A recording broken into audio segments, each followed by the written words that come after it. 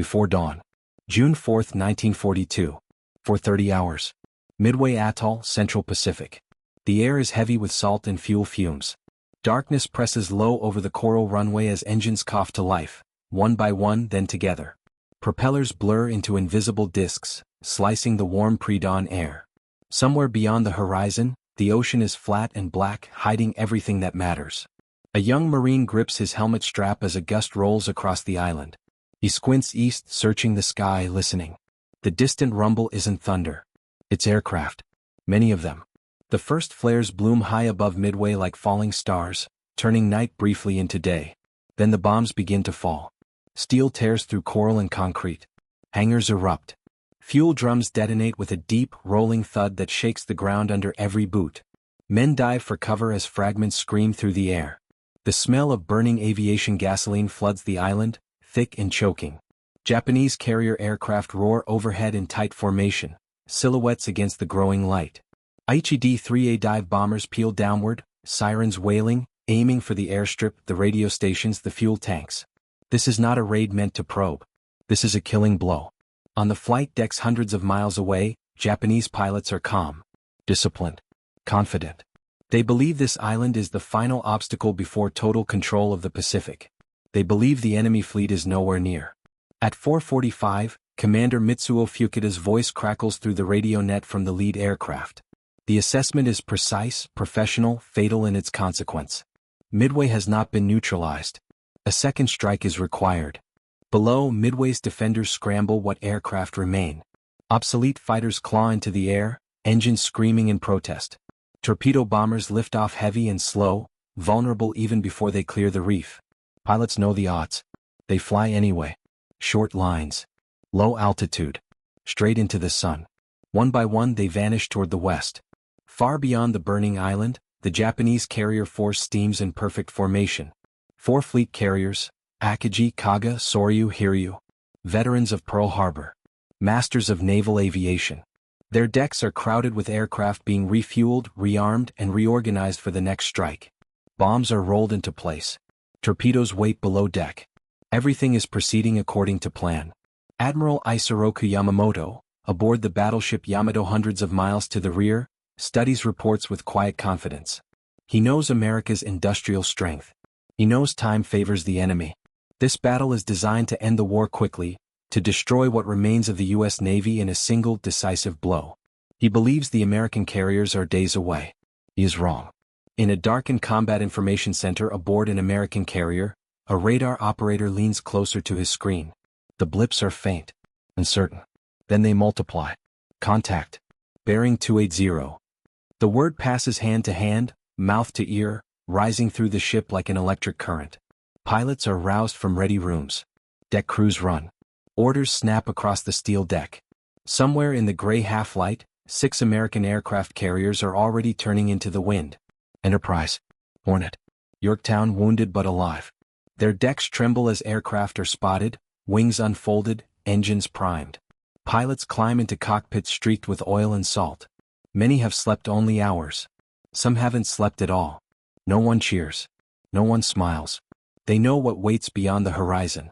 At Midway, the first wave of American torpedo planes reaches the Japanese fleet's outer screen. They come in low, painfully slow, directly into a wall of anti-aircraft fire.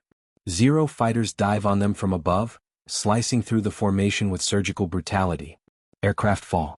Men vanish into the sea. Radio calls cut off mid-sentence. The attack accomplishes almost nothing, except one thing. It pulls Japanese fighters down. Away from the sky above the carriers. On the Japanese flight decks, confusion begins to ripple. Aircraft meant for a second strike on Midway are being rearmed. Bombs are being swapped for torpedoes, then swapped back again as reports conflict. Fuel hoses snake across the decks. Ammunition carts crowd the hangars. Perfect order starts to fray. And above them, unseen, American dive bombers are already descending out of the sun. The clock is about to run out. The long way in. The American torpedo squadrons are dying one by one. Over the open ocean, Lieutenant Commander John Waldron's Torpedo Squadron 8 presses forward at barely 100 knots, skimming the waves. No fighter escort. No altitude. No illusion of survival.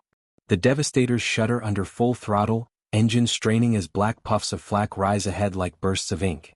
Zero fighters drop from above. Cannons flash. Tracers stitch the air. Aircraft explode into flame and spray fragments across the sea. One devastator pitches forward, slams into the water, and disappears in a single violent breath. Another limps on, smoking, still holding formation. Waldron doesn't turn back. He keeps his aircraft straight and level, eyes locked on the enemy carriers growing larger ahead. He knows this attack will fail. He knows it may not matter. He flies anyway. On the decks of Akagi and Kaga, Japanese gunners track the incoming planes with mechanical precision. Torpedoes are dropped too far out, too slow, easily avoided. The Zeros finish the work. In minutes, Torpedo 8 is annihilated. Of the 15 aircraft launched, only one man will survive. Ensign George Gay splashes down hard, thrown clear of his aircraft. He inflates his life raft and floats among wreckage and burning fuel, watching the battle continue without him. He forces himself to stay still, to breathe, to watch. Above the fleet, Japanese fighter pilots congratulate one another. The torpedo threat has been eliminated. The enemy has revealed his hand, weak, desperate, poorly coordinated. Below decks, rearming continues. Bombs are stacked nose to tail in the hangars. Torpedoes are wheeled into place. Fuel lines are connected and disconnected again as orders change. The air smells of gasoline and hot metal. Sweat runs down the backs of deck crews working at a frantic pace. Time compresses. Minutes feel like seconds. At 10:20 hours, far above the fleet, something shifts. Lieutenant Commander Wade McCluskey, leading a group of dive bombers from Enterprise, scans the empty ocean. They are low on fuel. The enemy should be here, but the sea is blank, endless, indifferent. A wrong turn earlier has cost precious time. If they don't find the fleet soon, they will ditch. Then McCluskey spots it. A lone Japanese destroyer, Arisher, tearing across the ocean at full speed, throwing up a white wake that cuts a sharp line across the blue. A ship rushing to rejoin something important. McCluskey banks hard. He follows the wake. The dive bombers climb, engines straining, gaining altitude as the carriers come into view beneath broken clouds. 4 massive flight decks, alive with movement. Aircraft parked wingtip to wingtip. Fuel hoses stretched across exposed decks. For a heartbeat, the Americans can hardly believe what they are seeing. No fighter cover above the carriers. No warning. No time. The sky opens. From nearly 20,000 feet, the first SPD Dauntless tips over into a vertical dive. Airspeed builds instantly. The wind screams. The carrier grows in the gun sight, filling it completely. Japanese sailors look up. They have seconds. Bombs fall. On Kaga, a 1,000-pound bomb punches through the flight deck and detonates in the hangar below. Fuel ignites. Aircraft explode in a chain reaction, flames racing through tightly packed machines. Another bomb slams into the center of the deck, tearing it open like paper. On Akagi, a single bomb strikes near the island structure.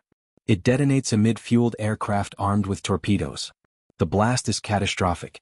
Fire erupts in every direction, trapping men below deck. Control stations vanish in smoke. On Soryu, 3 direct hits land in rapid succession.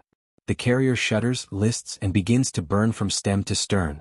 Planes are thrown overboard to prevent further explosions, many already aflame as they hit the water. In less than 5 minutes, 3 Japanese fleet carriers are mortally wounded. From his raft in the water, Ensign Gay watches the impossible unfold. The fleet that destroyed Pearl Harbor is burning in front of him. Thick black smoke rises thousands of feet into the sky. Men jump from the decks. Secondary explosions ripple through the hulls. The ocean itself seems to be on fire.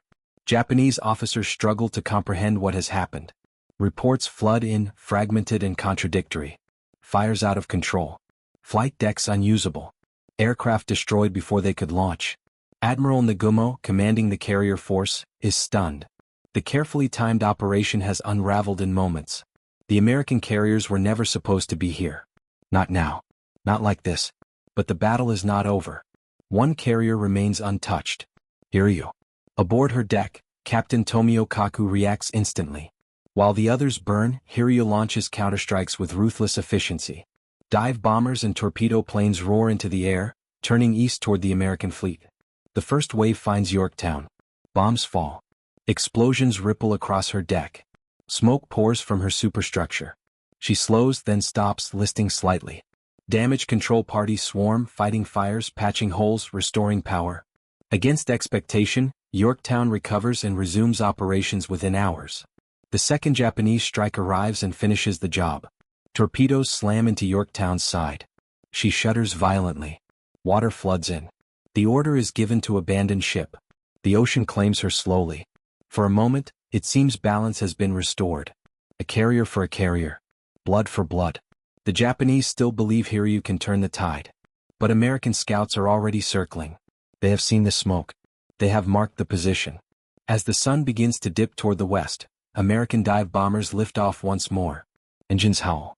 Bomb racks clatter into place. Pilots tighten straps and adjust oxygen masks. They know where they are going. They know what is at stake. And Hiryu has nowhere left to hide. The sky falls silent. Late afternoon, June 4, 1942. The Pacific stretches wide and empty again, deceptively calm, as if the violence of the morning never happened. Smoke columns from the burning carriers smear the horizon like dark fingerprints. The wind carries the smell of oil and scorched metal for miles. Aboard Hiryu, alarms echo through steel passageways. Lookouts strain their eyes skyward. The flight deck is scarred but operational, her last remaining aircraft spotted and armed in haste. This carrier now carries the weight of the entire Imperial Japanese Navy. Captain Tomio Kaku knows the truth. If Hiryu survives the day, Japan can still claim something resembling victory. She does not, the war changes shape forever. At 1700 hours, the warning comes too late. High above the clouds, American dive bombers roll onto their backs and begin to fall. The formation is smaller now, fuel gauges low, crews exhausted. But the target is clear. Singular. Alone. From the deck of Hiryu, sailors watch the aircraft descend almost vertically, wings shuddering as airspeed climbs past 300 knots. The scream of the dive sirens cuts through the noise of engines and gunfire, an unbroken howl that freezes the blood. Anti-aircraft guns open up, shells bursting black and white around the falling aircraft. One Dauntless disintegrates mid-dive, a brief flash and nothing more. Another trails smoke but keeps coming. Bombs release. One strikes forward of the island, punching clean through the flight deck before detonating below. A second explodes amid parked aircraft, igniting fuel and ammunition in an instant. A third lands aft, sending a shockwave through the hull that buckles steel and throws men to the deck. Fire races across the ship. Within minutes, Hiryu is burning from bow to stern. Below decks, damage control teams fight blindly in smoke so thick it steals breath. Water pressure drops. Power flickers. Heat climbs beyond endurance. Ammunition cooks off in sharp, concussive bursts that echo through the ship like thunder. Captain Kaku remains on the bridge as flames climb the superstructure. He gives the order to abandon ship only when further resistance is impossible. Sailors leap into the sea as the carrier lists heavily to starboard, her proud lines twisted and broken. By nightfall, Hiryu is a dying hulk. The silence that follows is profound. No engines overhead. No gunfire. Only the crackle of fire and the sound of the sea against burning steel. Across the battlefield, the scale of the disaster becomes clear. For Japanese fleet carriers, the core of naval aviation, the striking fist of empire, are gone or going. Thousands of trained aircrew, irreplaceable veterans of years of combat, lie dead or drifting in the Pacific. On the American carriers there is no celebration. Pilots land with empty tanks and shaking hands. Some aircraft come in riddled with holes, fabric torn, metal bent. Others never return at all. Deck crews count the missing in silence. Helmets are removed. Names are spoken softly. They know how close this came to failure. Below decks, officers begin to piece together reports. The enemy fleet has withdrawn. No counterattack is forming. The Japanese have lost the initiative, not just tactically but psychologically. That night, Admiral Chester Nimitz reads the summaries. He does not smile. He does not linger on victory. He understands what this moment represents. For 6 months, the Imperial Japanese Navy has dictated the pace of war. From Pearl Harbor to the Philippines, from Java to the Indian Ocean, it has struck at will. Every American move has been reactive, defensive, cautious. That era has ended. But the cost is not yet fully known. In the water near the burning carriers, survivors cling to debris, to life rafts, to one another. Some will be rescued. Many will not. As darkness settles, sharks begin to circle, drawn by blood and vibration. Wounded men whisper prayers. Others stare silently at the stars. Ensign George Gay still floats, watching Hiryu burn against the night sky. He has witnessed the destruction of 4 carriers from the surface of the sea. No historian's account will ever feel as close as this. Above him, the stars are cold and indifferent. In Tokyo, the first reports are delayed, incomplete, carefully worded. Losses are described as severe. Details are withheld. The truth is too dangerous to release. The Japanese public will not know what happened here for weeks. Some never fully will. Even among senior officers, disbelief reigns. This was not supposed to happen. Not here. Not to them. The doctrine had been flawless. The pilots elite. The ships unmatched. One battle was meant to shatter American resolve and force negotiation. Instead, it has shattered certainty. On the morning of June 5th, the sun rises over a changed ocean. Wreckage drifts where the most powerful carrier force on Earth once sailed. Oil slicks reflect the light in shifting rainbows. The sea keeps its secrets, but the balance of power has already shifted beneath the surface. The Americans will not retreat now. They are learning how to fight this war, and how to win it. But even as victory settles in, a question hangs heavy in the air, unspoken but unavoidable. How did the Japanese never see them coming? The unseen enemy. June 5, 1942. Early morning. Western Pacific. The Japanese fleet withdraws under a gray sky, engines turning steadily east. What remains of the once mighty force is scattered, wounded, and silent. Destroyers zigzag through floating wreckage, scanning for survivors and submarines alike. No one speaks of victory now.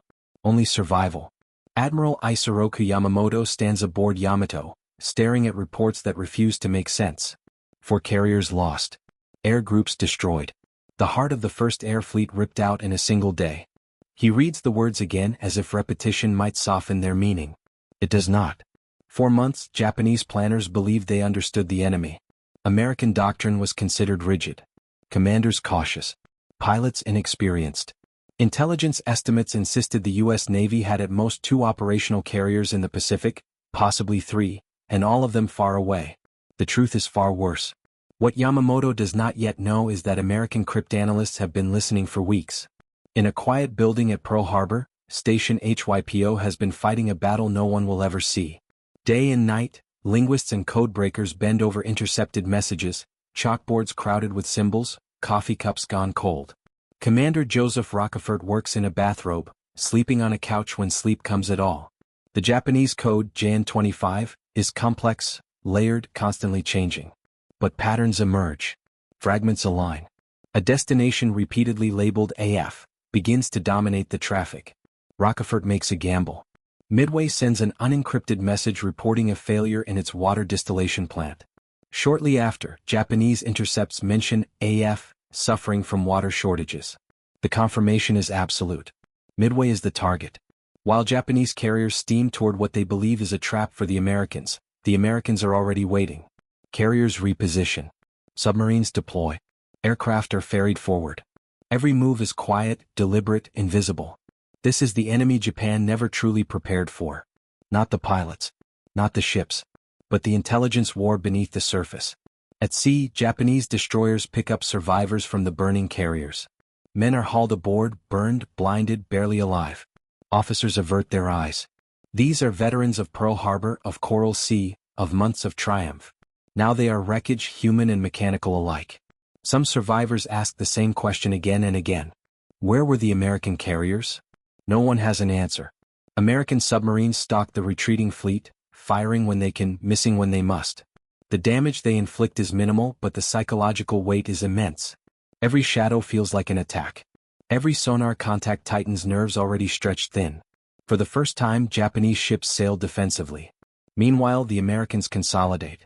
Aircraft are counted. Losses tallied. Pilots who survived the dive sit in silence, replaying the sight of flight decks filling their gun sights, the split-second decisions that meant life or death. Some men will carry those images forever. Admiral Raymond Spruance resists the urge to pursue recklessly. He knows the danger. Japanese surface forces are still powerful. Battleships still prowl nearby. A single mistake could undo everything. Discipline prevails. This restraint too marks a shift. In Washington, reports arrive in fragments. When the full picture becomes clear, disbelief spreads through the highest levels of command. 4 carriers sunk. The Japanese offensive shattered. The words feel unreal even to those who planned for this moment. The Pacific War has been rewritten in a day. But far across the ocean in Japan, the truth remains buried under silence. Official communiques speak of heavy fighting and temporary setbacks. Families wait for letters that will never come. Aircrew rosters are quietly amended. Training schedules are rewritten in haste. Behind closed doors, senior officers confront a reality they have long avoided. Carrier pilots cannot be replaced quickly. Experience cannot be manufactured. Industrial output cannot match America's. Midway was meant to end the war before these weaknesses mattered. Now they matter more than anything. As the Japanese fleet disappears into the horizon, the ocean swallows the last burning wreckage. Smoke thins. The battlefield empties. But the echo of what happened here lingers, in steel, in doctrine, in memory. The Americans did not simply win a battle. They proved something far more dangerous. They could be unpredictable. They could be patient. They could strike first, and strike decisively. And next time they would come with more carriers. Many more. The balance tips. June 6, 1942. Midday. North of Midway. The sea is calm again, almost indifferent, as if it has already forgotten what it swallowed. Wreckage drifts lazily across the surface. Shattered planks, scorched aircraft parts, oil slicks that shimmer under the sun. American destroyers move slowly through the debris field, rescuing survivors where they can, counting losses where they cannot. Below the surface, a Japanese heavy cruiser, Mikoma, struggles to keep station. Her hull shudders with every turn. Damage from a collision days earlier has slowed her, isolated her. Smoke trails behind like a signal flare. American scout planes find her first. By late morning, dive bombers descend again, methodical now, practiced. Bombs strike home. Mikoma erupts in flame and smoke, her decks torn open, her fate sealed. Nearby, Mogami escapes only by sacrificing speed and men, limping away under cover of destroyers. The message is unmistakable. This is no longer a single lucky day. This is momentum. On American carriers, exhaustion settles in. Pilots sleep where they sit. Deck crews work with bruised hands and burned arms, barely noticing the pain. There is no triumph in their faces, only relief and a quiet understanding of what has been avoided. They had been outnumbered, outgunned. One mistake from annihilation. And yet the Japanese had lost 4 carriers, and the initiative. Admiral Spruance orders the fleet to withdraw eastward. He will not risk what remains. Victory, he knows, is meaningless if followed by disaster. The order is obeyed without question. This discipline, cautious, deliberate, unspectacular, will define the American approach for the rest of the war. Far away, Yamamoto sends his final signal. The operation is terminated. The words are sterile. Professional. They do not capture the magnitude of what has happened. His plan to draw out and destroy the American carriers has instead revealed something far worse. America can absorb loss. Japan cannot. In the weeks that follow, the consequences ripple outward. Japanese air units are stripped of their best pilots to rebuild shattered squadrons. Training pipelines, already thin, strain to replace men who took years to perfect. Aircraft sit idle for lack of crews. Meanwhile, American shipyards work without pause. Steel plates are welded. Keels are laid. New carriers begin to take shape, their names not yet known to the men who will one day fight from their decks. Midway becomes a reference point, a before and an after. Before Midway, the Japanese choose where and when to strike. After Midway, they react. Before Midway, American commanders fear the next blow. After Midway, they begin planning one. But this shift is subtle, invisible to the public. There are no parades, no grand announcements. The war continues, brutal and uncertain, across jungles and seas. Only those who were there understand how close everything came to collapse. In private conversations, pilots admit their doubts. Torpedo attacks that should have failed somehow succeeded by failing. Bombs that should have missed did not. Timing, chance, instinct, all collided in a few decisive minutes. War, stripped of theory, revealed itself again. At Midway, the Japanese lost more than ships. They lost experienced leadership in the air. They lost confidence in their invincibility. They lost the freedom to dictate the war's tempo. And the Americans gained something just as important. Belief. Belief that they could face the Imperial Navy and win. Belief that innovation, intelligence, and coordination mattered more than tradition. Belief that the Pacific was not lost. As June fades into July, both sides prepare for what comes next. New offensives. New sacrifices. New names that will soon be etched into history. Guadalcanal waits. And when the next battles come, they will be fought in the long shadow cast by a small atoll called Midway, where dawn revealed 6 American carriers and an empire began to crack. The cost of victory. Summer 1942. The Pacific stretches wider now, heavier with meaning. For the men who fought at Midway, the battle does not end when the guns fall silent. It follows them into sleep, into quiet moments, into the long hours staring out at empty water. Victory has a weight. It presses down in the form of missing faces and unanswered questions. On American carriers, chaplains conduct brief services at sea. Names are read aloud. Some receive no response, no confirmation of death, no body, no wreckage. Just absence. Pilots listen with heads bowed, hands clenched, already wondering who will be next. Ensign George Gay is pulled from the water after nearly 30 hours adrift. His skin is burned raw. His eyes are bloodshot, distant. He speaks little. What he saw from the surface of the ocean will take years to fully process, if it ever does. Across the Pacific in Japan, the reckoning is colder and more controlled. The Imperial Navy does not announce Midway as a defeat. It cannot. The myth of invincibility is too important. Newspapers report partial losses, heroic resistance, ongoing operations. Families receive polite notices, vague and carefully worded. Inside naval headquarters, however, the truth is laid bare. Carrier air groups are hollowed out. Veteran pilots, men who trained for a decade, who honed skills through China and the opening months of the war, are gone. Their replacements are younger, less experienced, rushed through accelerated programs that trade depth for speed. Aircraft can be built. Pilots cannot be rushed. Admirals argue in quiet rooms. Some blame intelligence failures.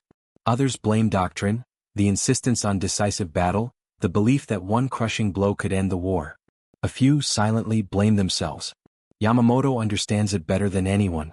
He had warned that Japan could run wild for 6 months, perhaps a year, but not longer. Midway was meant to compress time, to force America into negotiation before industry and manpower overwhelmed the empire.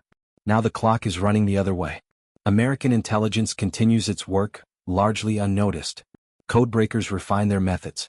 Radio intercepts multiply. Patterns sharpen.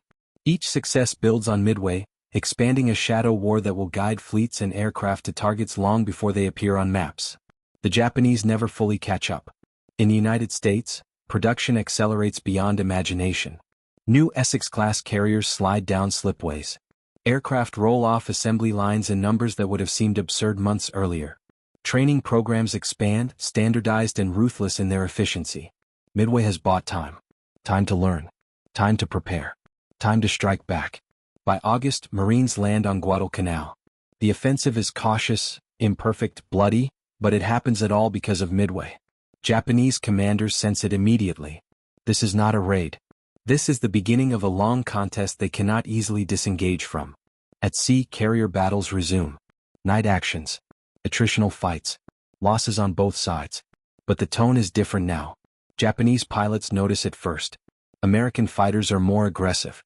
American formations tighter. American tactics evolving. The gap begins to close, then reverse. Midway does not end the war. It does something far more subtle and far more decisive.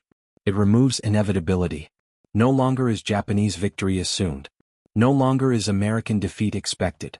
Every battle that follows will be contested, uncertain, shaped by choices rather than destiny. Yet even as this realization spreads, many on both sides still do not grasp the full scale of the shift. Wars rarely announce their turning points clearly. They reveal them slowly in hindsight. Only years later will historians circle this moment and agree. But on the decks of ships still steaming west, men already feel it, a quiet change in the air, a sense that something fundamental has broken. The question now is not whether America can fight. It is how far it is willing to go, and how much blood it will take to finish what Midway began. Shadows of the Future. July 1942. The Pacific is a theater of quiet tension, each day measured by patrol reports, fuel consumption, and the distant hum of unseen aircraft. Midway has receded from the front pages, but its shadow stretches far and wide, shaping strategy, morale, and the very rhythm of the war. Admiral Yamamoto studies maps with furrowed brow. His fleet remains formidable, but the core of its striking power is gone. Carriers cannot be replaced quickly. Pilots cannot be recreated. The Japanese Navy's previous freedom to choose battles, to strike at will, has vanished almost overnight. In secret, officers debate tactics. Should the focus shift to defensive operations? Should resources be diverted to training new pilots, or preserved for decisive engagements? Every choice carries risk. Every delay strengthens an enemy previously underestimated. Across the Pacific, the Americans are learning rapidly. Lessons from Midway are dissected, codified, and implemented. Pilots study footage of the Japanese formations. Deck crews practice faster launches and recoveries. Intelligence teams refine their networks, building an unprecedented system of foresight.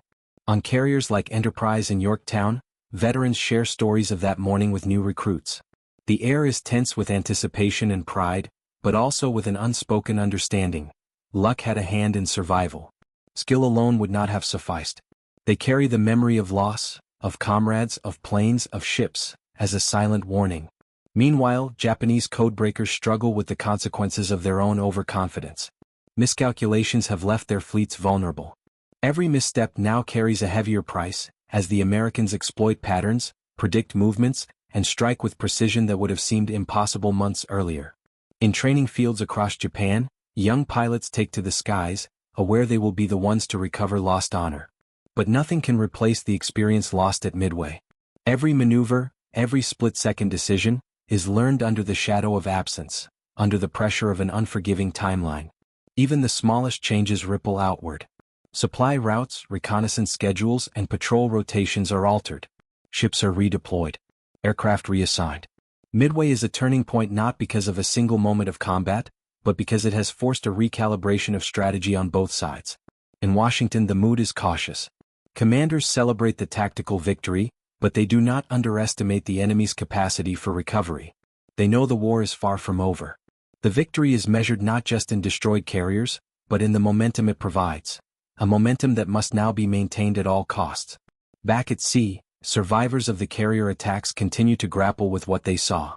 Stories are told quietly in mess halls and on deck rails, the sight of Japanese flight decks aflame, the screams from burning hangars, the desperate bravery of pilots charging headlong into near-certain death. These memories will shape their conduct in every battle to come. And somewhere, beyond sight and horizon, the next confrontation begins to take shape. Midway has proven that the unexpected can destroy certainty. Both sides now know that strategy, innovation, and audacity will define the future of the Pacific War. For the men afloat, the next dawn is uncertain. Every shadow in the sky could carry death. Every ripple in the water could be a submarine. Every radio message could change the course of an engagement in seconds. The ocean, vast and unfeeling, remains the ultimate arbiter. And the war, though it has changed, is far from decided. Dawn of a new war. June 5 to 6, 1942. The sun rises over a Pacific now forever altered. The waters around Midway are still, but the echoes of battle linger, smoke trails drifting, oil slicks shimmering, and the occasional splash of a survivor clinging to debris. The silence is deceptive. It is not peace. It is a prelude. For the Japanese, the morning brings reckoning. 4 carriers, Akagi, Kaga, Soryu, and Hiryu, are destroyed. Thousands of veteran aircrew, men who had once seemed invincible, are gone. The First Air Fleet, the core of Japan's naval striking power, is no longer dominant. Confidence has been shattered. Doctrine that once seemed flawless is now a liability. Admiral Yamamoto contemplates the magnitude of what has occurred. He had sought to finish America quickly, to eliminate carriers before industry and training could compensate. Instead, he has triggered a chain of events that favors his opponent. The Americans have survived, learned, and adapted. A tide has turned. On the American side, there is no celebration of triumph. Deck crews tend to damaged aircraft, pilots rest in cramped quarters, and intelligence officers pore over every detail to ensure mistakes are not repeated. But a quiet, unshakable confidence has begun to grow. For the first time, they do not fight simply to survive. They fight knowing they can win. The strategic consequences are immediate. Japanese offensives are slowed, reassessed, and sometimes cancelled. Carrier aviation can no longer dominate with impunity.